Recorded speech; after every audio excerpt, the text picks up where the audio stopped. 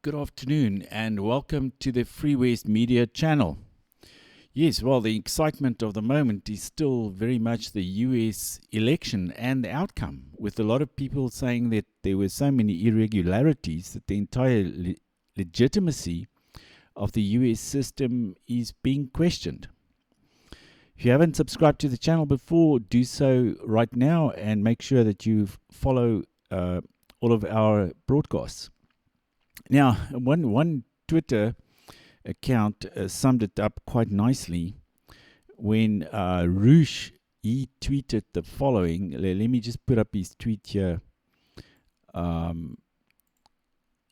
above my image here.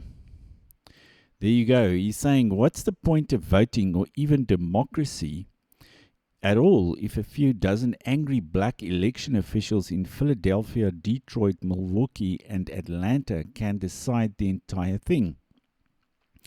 And that's the strange thing that actually happened in those four cities. A sudden influx of ballots from, in the wee hours of the morning, in the early hours of the morning, while everyone else was asleep, that decided the entire election. In fact, there was, an email, a newsletter sent out from Michael Charles Master. He's an author and commentator. He's the author of Save America Now, Rules for Conservatives, and The Birth of Famine.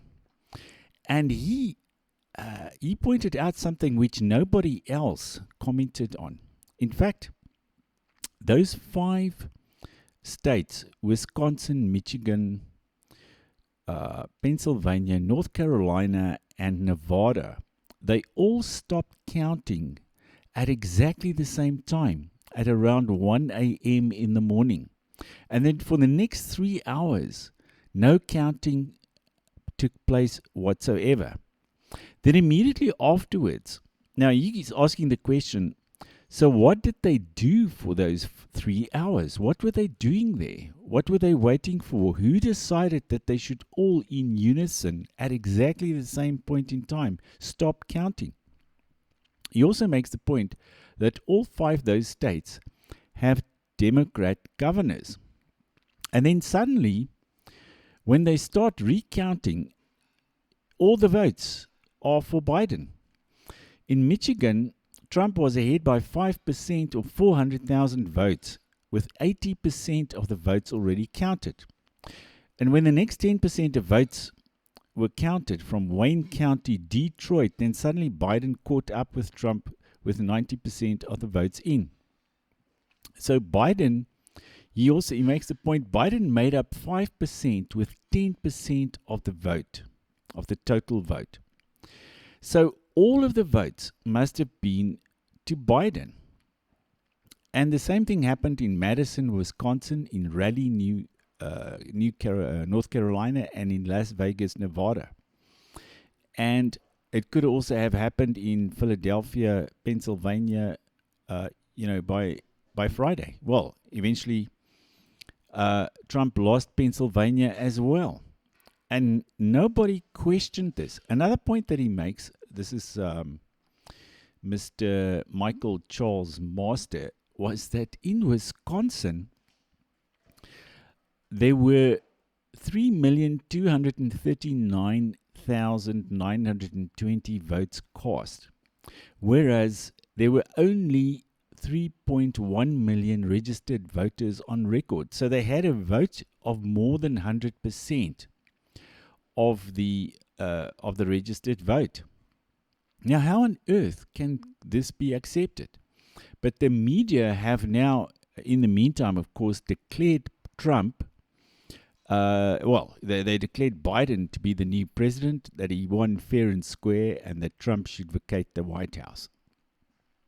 Now, this type of stuff happens in African countries, in Zimbabwe and the Democratic Republic, so-called, of the Congo, but not in the United States, not in France, not in Germany, not in Sweden, not in the United Kingdom, any of the developed countries. Something like this is completely unheard of. So the entire legitimacy of the US electoral system has suffered a huge blow. That's in fact the headline in that we've currently got on the website of freewestmedia.com. Also go and read our article there about the various voting irregularities that took place. I mean, we're talking about, the mysterious finding of huge tranches of ballots in given places for Biden, computer glitches that flipped red Republican votes in favor of blue Democrat votes, people showing up to vote in person only to be told that they had already voted when they'd never requested an absentee ballot, Democratic-controlled states limiting access to Republican observers even in defiance of explicit court orders, etc. Now, all of this stuff was going on, and the media don't have a problem with that. For them, Biden has won. And then there is, of course, the little issue of demography. We know that the demography is changing in the United States, but it was still too early for people born of immigrant parents to actually take over the entire system in the USA. But it seems that this point that was being predicted to happen somewhere in the not too distant future actually happened in this election, that the traditional Americans, that they lost out in this election to a coalition of immigrants and liberals and extreme leftists, and of course some of these democratic controlled cities where all of these strange happenings regarding the counting and so on took place. So the United States is really in a kind of a crisis. Trump is going to go ahead now with his legal action, and we hope that that is going to be successful, because if it isn't, America is going to be in dire straits. If Biden can be manipulated like this into having a dishonest election, I mean, who knows what else he's capable of, or his puppet masters. What else can they make him do? The US is sure to wage, under a Biden administration, many more wars. During the Trump administration, at least there were fewer wars.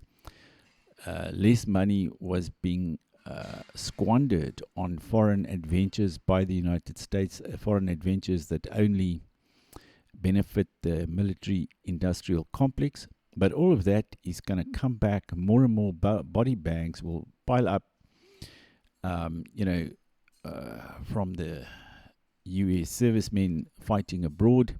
And for what? For the sake of the small elite of globalists benefiting from the system in the United States.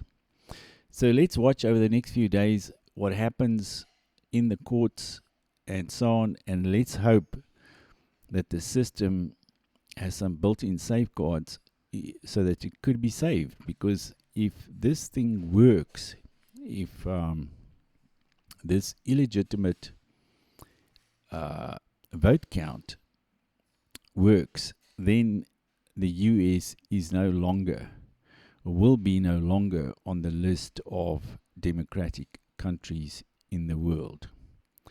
Thanks for listening to us, and be sure to subscribe to this channel, Free West Media, and have a look at our website as well.